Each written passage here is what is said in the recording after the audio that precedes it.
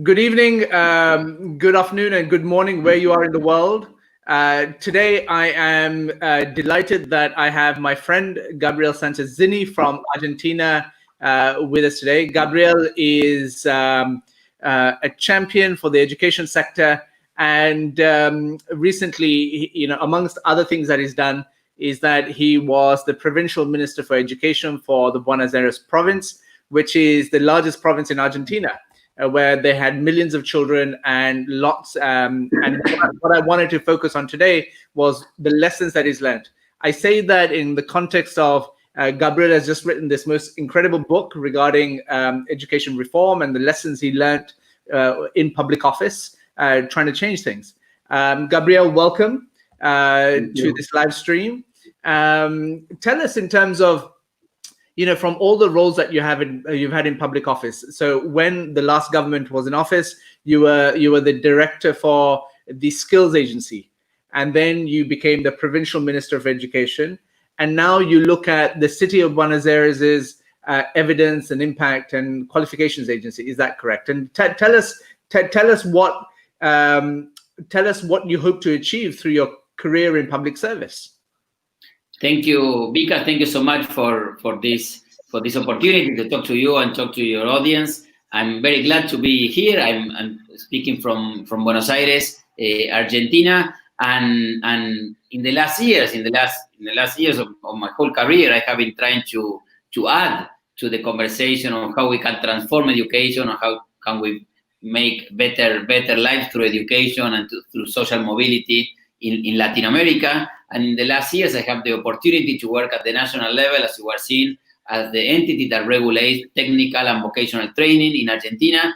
And then I have the opportunity, and really, because the best job of my life, to be the Minister of Education of a province of Buenos Aires, with 5 million students, 18,000 schools, and around 400,000 teachers. And that was an amazing experience that I did almost for 3 years. And the book that you are mentioning is about that. It's about the experiences and the transformation that we took into place and we execute at the province of Buenos Aires. And now I'm working at the city of Buenos Aires level, at the city level, so the national, the subnational, and now the city level, running the agency that does the evaluation and the assessment of schools. There are 2,400 schools here at the city of Buenos Aires, and we're in the middle of this fighting with this quarantine and pandemic, and try to keep the students engaged and studying in all schools here in the city of Buenos Aires. Gabriel, the question that I have for you with regards to transformation in education, and there's often a lot of talk regarding, transforming education systems and the future of education. And none of these conversations really actually amount to anything. And one of the reasons why that is, in my opinion, is because teachers and school leaders aren't really consulted or involved in that discussion. Would that be also your based upon your experience, would you say that is accurate? And how do teachers come to contribute in that space?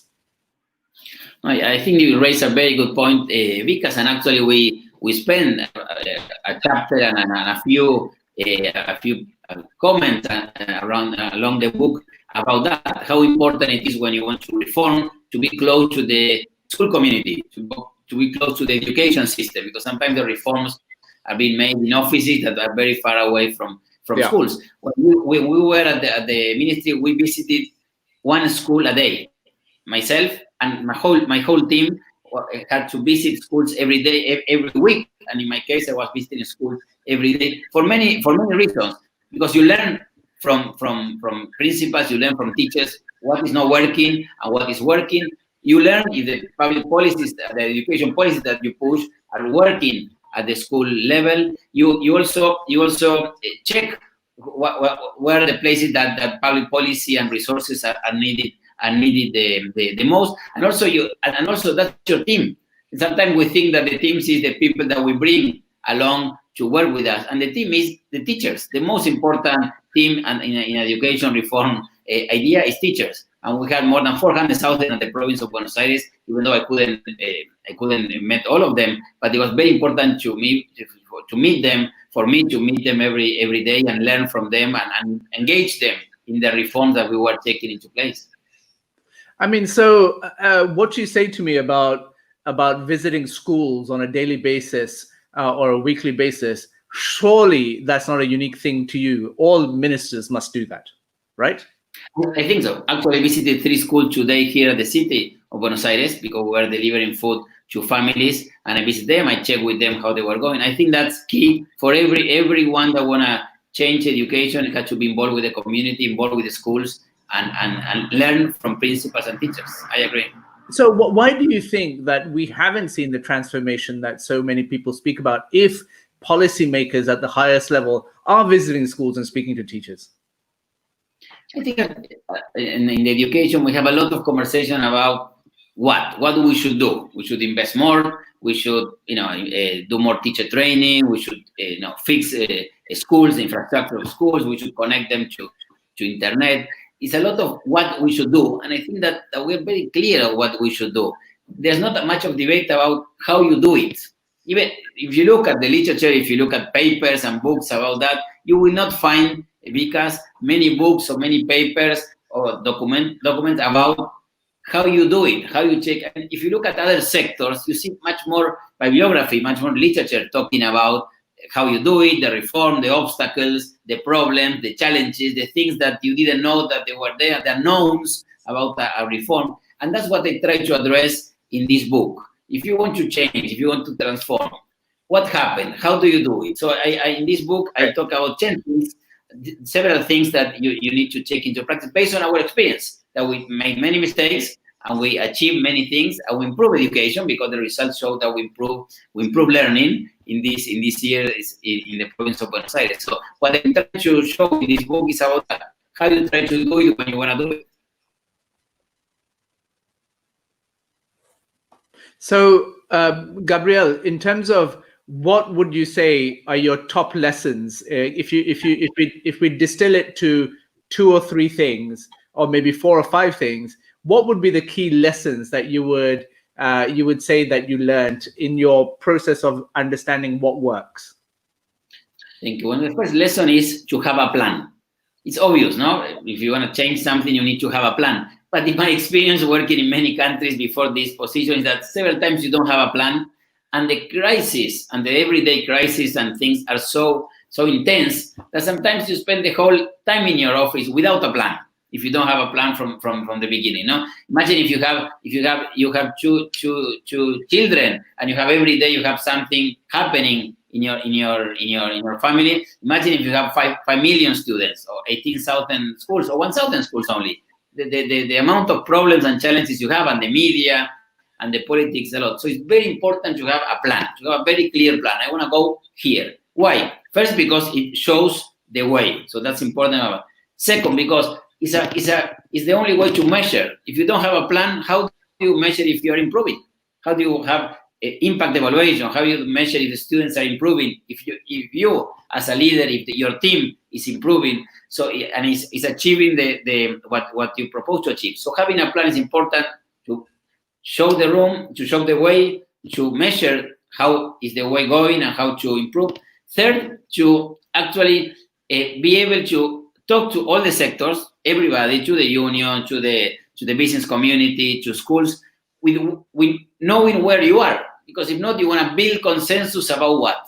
So it's very important to have the what to build consensus with the other sectors. And the fourth reason why a plan is important, because that's a way to show the team, your teachers, your principals, where you're going to go. So you tell them, I would like to go here. I would like to achieve this. And it's also a way to align that team toward a very specific plan. So plan is very important. We dedicate a lot of pages in this book about the plan. Second, the team. And, everybody says, well, the team is important. No, of course. That's like every table you go, every education conference you go, you talk about team working and the team, and it looks like, but how do you build a team?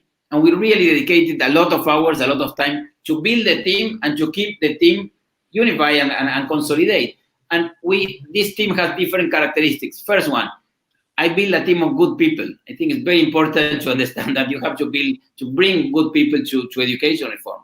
Second, people that had a purpose, and their purpose was changing education and improving education. They have a dream. They have a dream to improve education.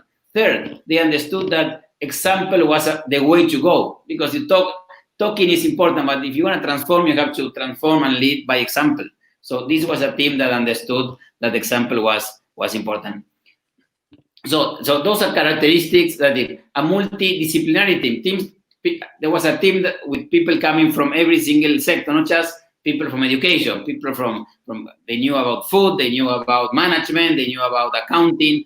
I wanted to build a team to change education that had different characteristics and were able to work together. And two more things that were very important in everything we did, in our plan, in our team, and everything else. Evidence. This was a team that had to make decisions based on evidence, something that many times we lack in education reform. We talk, but we don't talk based on evidence. We define education policies not based on real numbers, based on real evidence, but based on what has impact or not.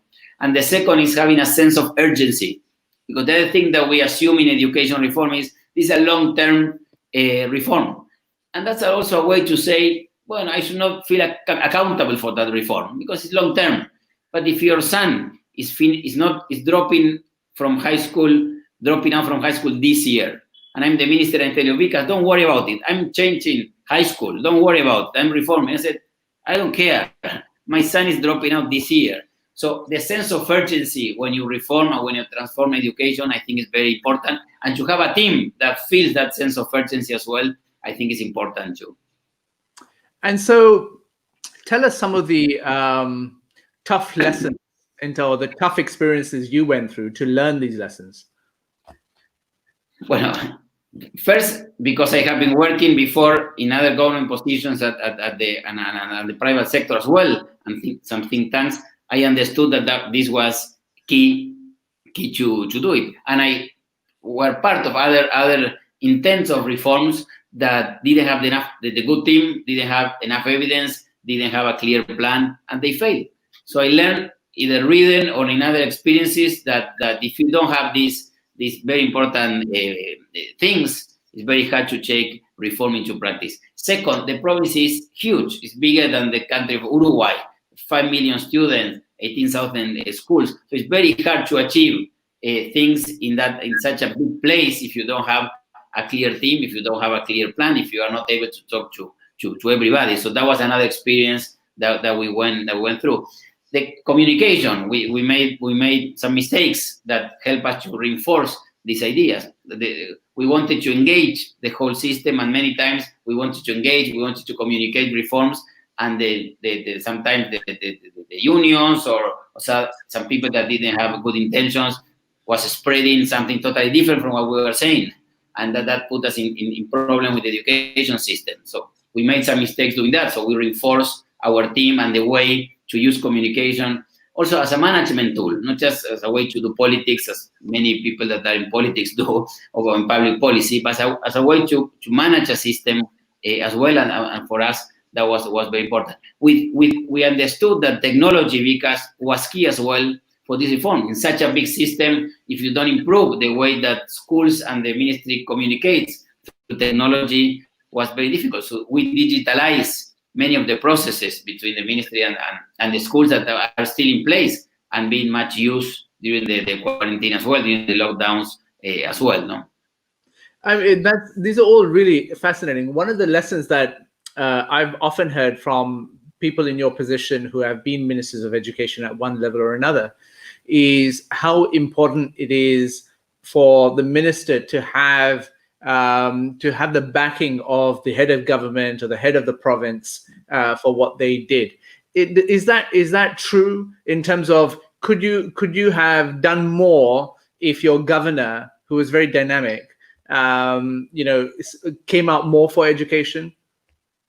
I think that she came all the way for education. I mean, Maria Eugenia Vidal, the governor of the province, a young lady that became governor 4 years ago and did an amazing job. She put education as a priority, and all the things that we were able to achieve, and all the things and I dedicate the book as well to her, because she really set education as a priority as probably was never before in the province of Buenos Aires, and she put the resources and the priority and her political capital behind these reforms that we were able to check into place in.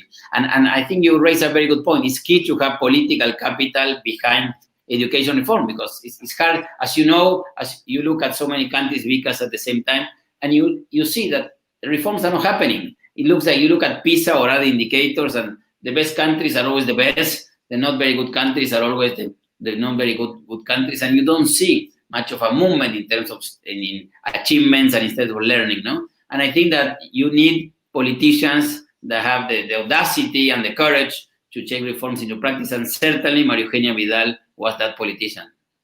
And I mean, Gabriel, the other thing that also, like, you know, you and I have discussed in the past was the point that you make around urgency, which I fully understand.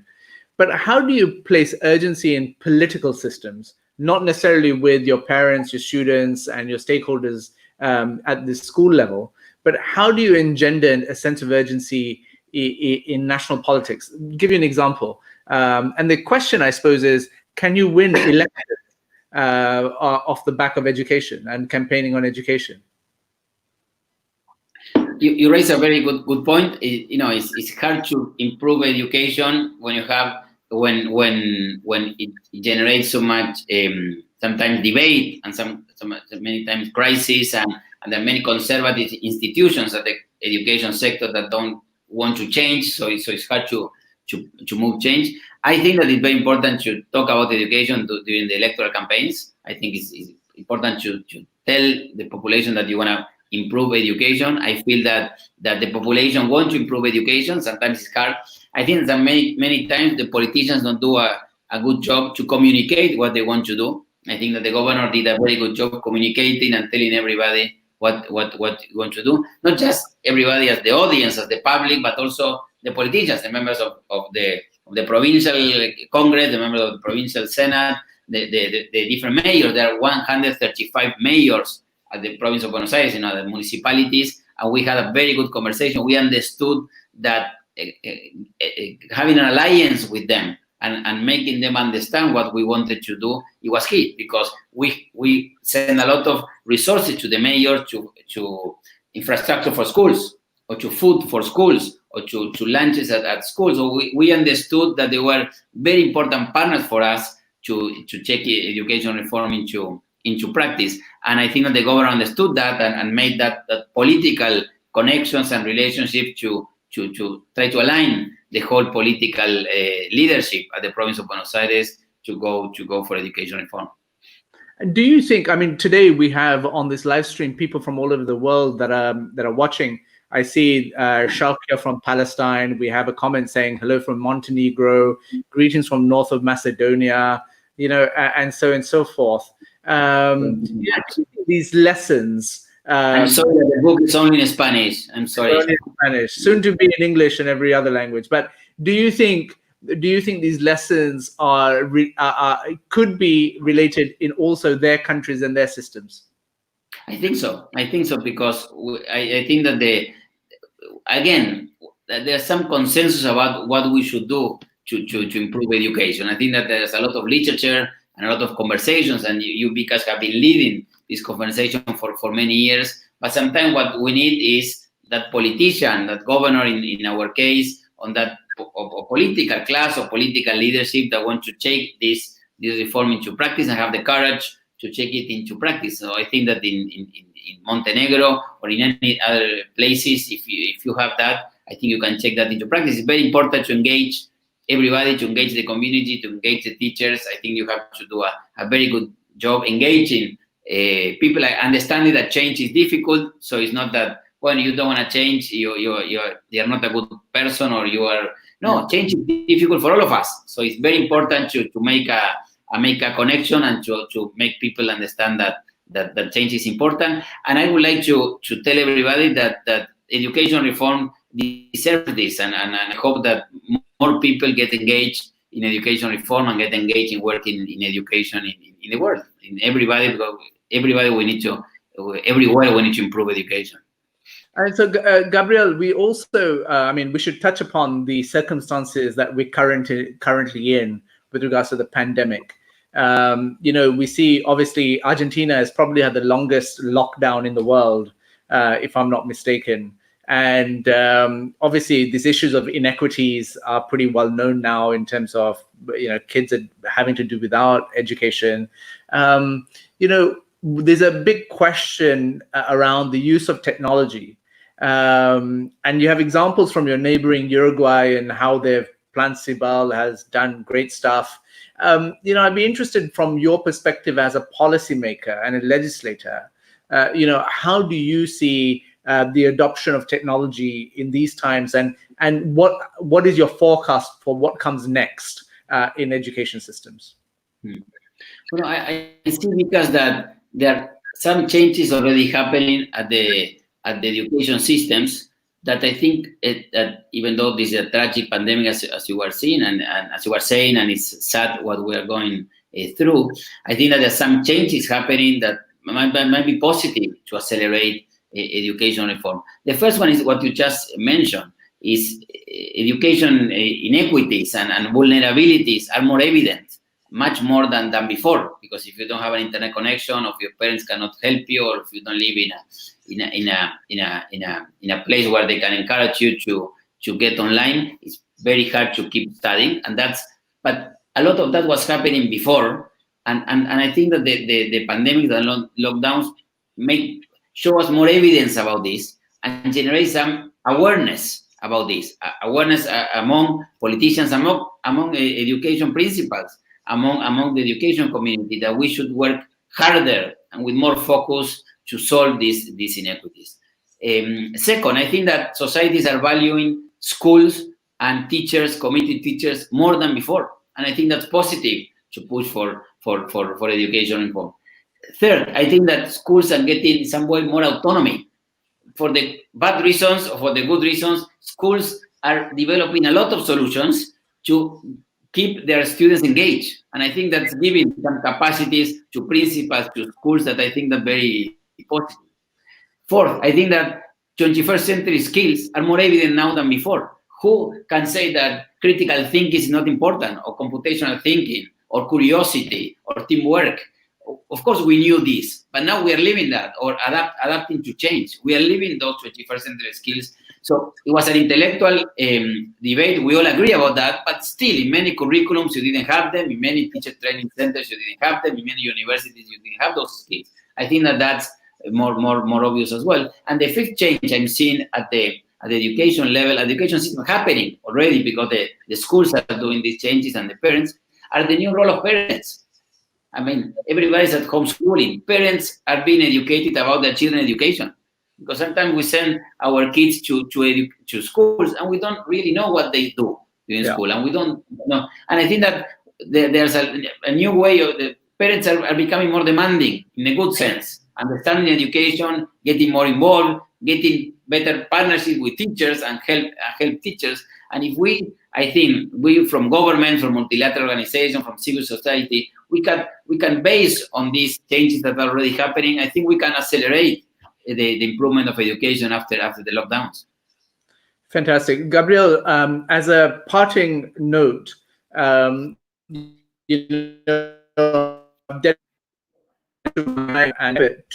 the subject of teacher status and teacher capacity. The last question I have for you is, how do we improve the status of teachers? How do you improve what? Sorry, can you repeat that? The status of teachers.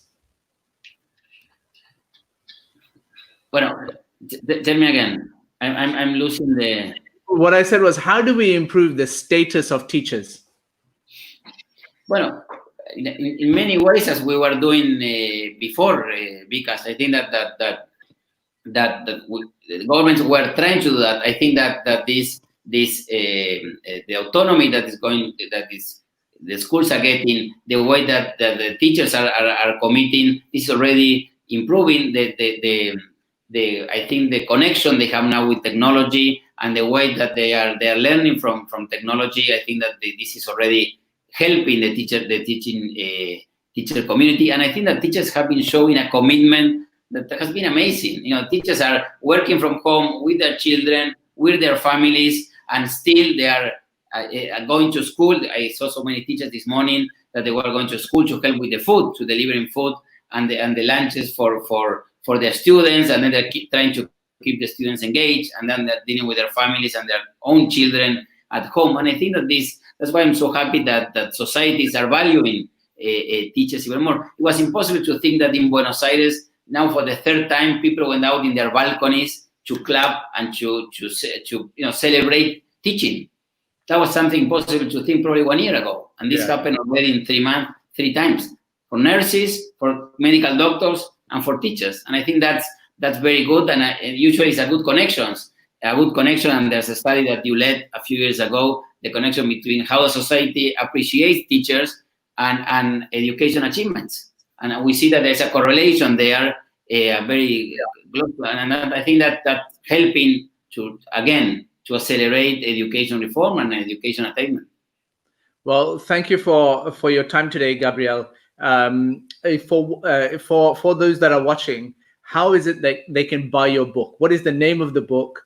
And at Amazon is Educación, lo que no nos cuentan. It's in Kindle format, it's in digital format, it's at Kindle at Amazon.com. Great stuff. So you're very kind, sir, and we wish you the very best. Thank you. Thank you so much. Thank you for everybody. Thank you. Good night. Good night.